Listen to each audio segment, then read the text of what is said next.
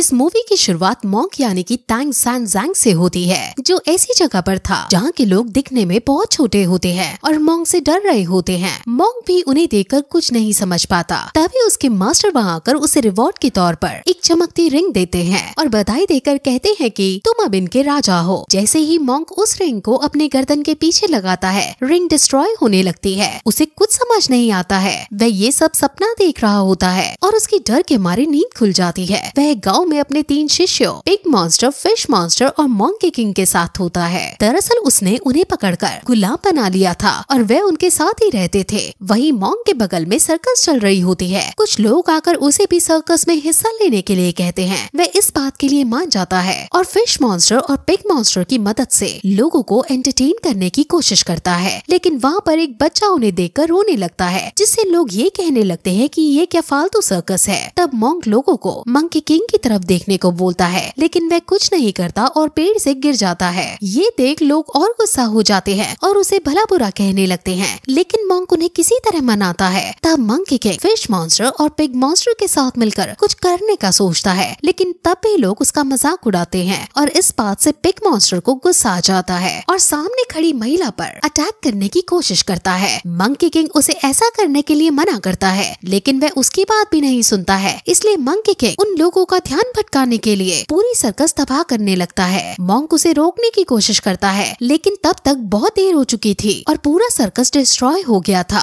दूसरी तरफ दिखाया जाता है कि एक लड़की अपनी माँ को जादूगर के पास लेकर आती है और कहती है कि उसकी माँ पर किसी का साया है। बहुत अजीब हरकतें करती है क्योंकि वह 2 बूढ़ी औरत को अपनी बेटी कहती है। जादूगर को ये सुनकर हैरानी होती है और वो जादूगर साया हटाने की बहुत कोशिश करता है, लेकिन उनको समझ में नहीं आता है। तभी उन्हें पता चलता है कि असली मॉन्स्टर उसकी बेटी है, जो उन्हें उनके पास लेकर आई थी। जिसके बाद वह लड़की मॉन्स्टर में बदल जाती है और उसकी बॉडी एक स्पाइडर की तरह दिखने लगती है और वहाँ पर मौजूद सभी लोगों को वह जाले की मदद से मार देती है। दूसरी ओर हम फिर मॉन्क और मंकी किंग को देखते हैं। मॉन्क मंकी किंग को मारकर उसे सबक सिखा रहा होता है। वह उसे बहुत मारता है, उसकी जबान खींचकर उसे थप्पड़ मारता है और कहता है कि तुम्हें जब गुस्सा आता है तो तुम कुछ भी करने लगते हो। जिसके बाद हम मंकी किंग के पास को देखते हैं, जहाँ वह कई साल तक चेन से बंधा हुआ था और कैद था। वह ये सब सोचकर डर जाता है और जाग जाता है, लेकिन मॉन्क उसके सर पर हाथ रखकर कहता है कि कुछ नहीं हुआ है, मैं तुम्हारे साथ हूँ। अगले दिन जब मॉन्क की नींद खुलती है तो उसे पानी चाहिए होता है और अपने सभी साथी को लेकर पानी ढूंढते ढूंढते एक घर तक पहुँच जाता है, जहाँ पर सिर्फ लड़कियाँ होती हैं और सभी लड़कियाँ काफी खूबसूरत होती हैं। वह लड़कियाँ उन्हें अंदर बुलाकर खाना खिलाती हैं, लेकिन पिग मॉन्स्टर को वहाँ पर एक लड़की पसंद आ जाती है और मंकी किंग भी एक लड़की के बगल में बैठकर उसे जानबूझकर तंग कर रहा होता है ताकि वह सभी को अपना असली रूप दिखाए, क्योंकि उसे पता था कि वे लोग स्पाइडर मॉन्स्टर हैं। लेकिन मॉन्क को उस पर गुस्सा आ जाता है और कहता है कि तुम्हारी वजह से हमें जाना होगा, लेकिन वे लोग उन्हें जाने नहीं देती और अपने असली रूप में आकर हमला करने लगती हैं।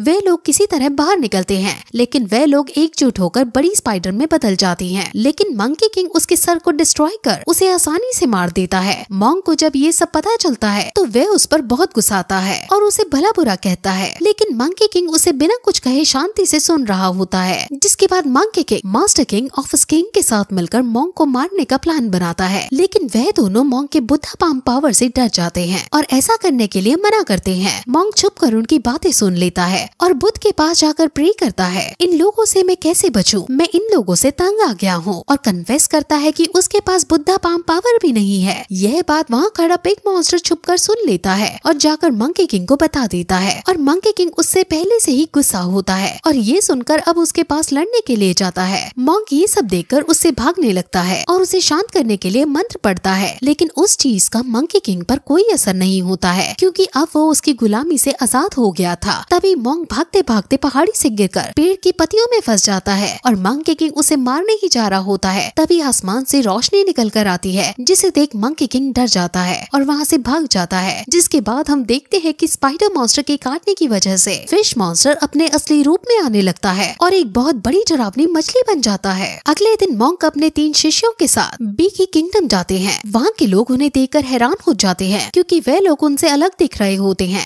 वो लोग वहाँ की रानी और राजा से मिलता है, लेकिन वहाँ के राजा का बर्ताव बच्चों की तरह होता है और राजा उनसे उन्हें एंटरटेन करने के लिए कहता है। मॉन्क के पास दिखाने के लिए कुछ भी नहीं होता है, इसलिए मॉन्क किंग की टांग पर एक ओबीडियंस स्टिकर चिपका देता है, जिससे मॉन्क उसका नकल करने लगता है और राजा के लिए स्टंट भी करता है। वह राजा को थप्पड़ भी मारता है, जिससे राजा को गुस्सा आ जाता है और वह उन्हें बाहर निकाल देता है। इस बात से मॉन्क मंकी किंग से फिर गुस्सा हो जाता है और राजा के पास फिर माफी मांगने जाता है, लेकिन तब मॉन्क को पता चलता है कि वह राजा एक मॉन्स्टर है जिसका नाम रेड बॉय है और मंकी किंग ने जानबूझकर उसकी असलियत जानने के लिए ऐसा किया है। जिसके बाद वह रेड बॉय अपने असली रूप में आ जाता है और मंकी किंग पर हमला करने लगता है, लेकिन मंकी किंग को गुस्सा आ जाता है और वह उसे दूर जाकर फेंकता है, जिसका फिश मॉन्स्टर फायदा उठाता है और अपने मुंह से बर्फ फेंकता है, जिसकी वजह से वे रोबोट बर्फ में जम जाता है। जिसके बाद वे लोग असली राजा को ढूंढकर बचा लेते हैं। जिसके बाद मॉन्क मंकी किंग से माफी मांगता है कि उसने उसे बिना वजह के डांटा और खुद को मारने लगता है। जिसके बाद मंकी किंग उसे माफ कर देता है और दोनों दोस्त बन जाते हैं। दूसरी तरफ राजा उनसे बहुत खुश होता है और तोहफे में उन्हें बहुत सारी लड़की दे देता है, लेकिन उनमें से उसे सिर्फ एक लड़की पसंद आती है जिसका नाम फेलिसिटी है। राजा को भी वह पसंद होती है, लेकिन रानी के कहने पर वह उसे मॉन्क को दे देता है और अब वह लड़की हमेशा उनके साथ हर जगह जाया करती थी। मंकी किंग को ये देखकर पसंद नहीं आता है क्योंकि उसे लगता है कि वह लड़की एक मॉन्स्टर है। वह ये सब बात मॉन्क को बताता है, लेकिन वह उसकी बात को नहीं मानता, इसलिए उसकी सच्चाई जानने के लिए वह उसका हाथ काटता है। मॉन्क इस बात से मंकी किंग पर फिर गुस्सा हो जाता है और उसे ये सब करने के लिए मना करता है, लेकिन मंकी किंग उस लड़की से कहता है कि अगर ये मॉन्स्टर नहीं है तो अपने गाँव लेकर चले और अपने परिवार से मिलाए। फेलिसिटी इस बात के लिए राजी हो जाती है और उन्हें अपने घर लेकर जाती है, जहाँ पर उसके घर वाले उन्हें बहुत अच्छे से ट्रीट करते हैं। और जब मंकी किंग फेलिसिटी के मॉन्स्टर होने की बात साबित नहीं कर पाता है तो उसी के परिवार पर हमला कर देता है। जिसके बाद मॉन्क उसे रोकने की कोशिश करता है और डांट देता है कि पहले भी तुमने उस लड़की को मार दिया जिसे मैं पसंद करता था। ये सुनकर मंकी किंग उसके पास वापस न आने की बात कहकर चला जाता है। जिसके बाद हम देखते हैं कि मॉन्क एक जगह पर उदास बैठा होता है। तभी वहाँ पर फेलिसिटी आकर उससे पूछती है कि उसे क्या हुआ है और वो उसे अपने पास्ट के बारे में बताता है जिसे वह बहुत पसंद करता था और मॉन्क को वही लड़की फेलिसिटी में दिखती है। तभी वहाँ फेस मॉन्स्टर पिग मॉन्स्टर आ जाते हैं और उसे बताते हैं कि मंकी किंग बहुत गुस्से में है और हर जगह को डिस्ट्रॉय कर रहा है और उसने इस लड़की के माँ बाप को भी मार डाला है। जिसके बाद फेलिसिटी अपने माँ बाप के पास जाती है तो मंकी किंग भी उसका पीछा कर उसे मारने जा रहा होता है, लेकिन तभी वहाँ पर मॉन्क आकर उसे रोकने लगता है। उसे उस लड़की को मारने के लिए मना करता है, लेकिन वह मॉन्क को ही मारने जा रहा होता है। पर फेलिसिटी मंकी किंग के पाँव पकड़कर उसे रोक देती है, लेकिन वह उसे धक्का दे देता है और उसे मारने जा रहा होता है। पर मॉन्क बीच में आ जाता है और मंकी किंग का वेपन मॉन्क को लग जाता है। ये देखकर फेलिसिटी रोने लगती है और बताती है कि हाँ, वह एक मॉन्स्टर है और उसके साथ बहुत बुरा हुआ था।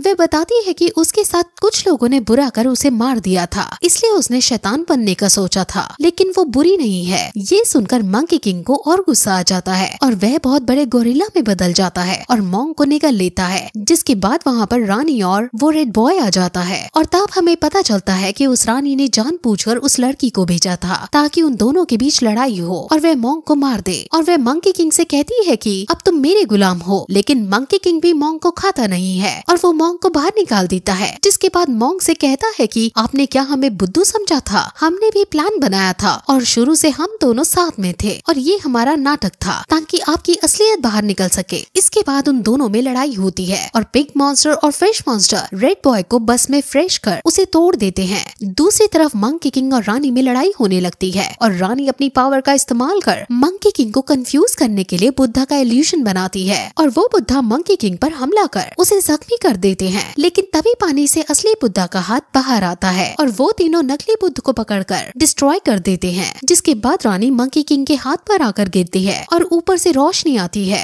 और रानी गोल्डन ईगल में बदल जाती है। जिसके बाद बुद्धा उसे अपने पास बुला लेते हैं। लड़ाई के बाद मॉन्क फेलिसिटी को खोजने के लिए वापस जाता है और देखता है कि वह बहुत जख्मी हो गई थी और उसके पास उसकी आत्मा को रिहा करने के अलावा कोई ऑप्शन नहीं है। जिसके बाद मॉन्क और मंकी किंग के बीच सब कुछ सही हो जाता है और वो अपने इंसानी रूप से वापस आ जाती है। जिसके बाद वे लोग फिर रेगिस्तान की जर्नी के लिए एक साथ निकल जाते हैं और मॉन्क मंकी किंग में अपने पहले प्यार को देखता है क्योंकि उसके सिर पर जो बेल्ट था वे उसी लड़की का था। मॉन्क उससे हेयर बैंड वरदान मांगता है, लेकिन वह उसे देने से मना कर देता है। बदमाशी करते हुए वह लोग अपनी जर्नी करते हैं और ये कहानी यही खत्म हो जाती है।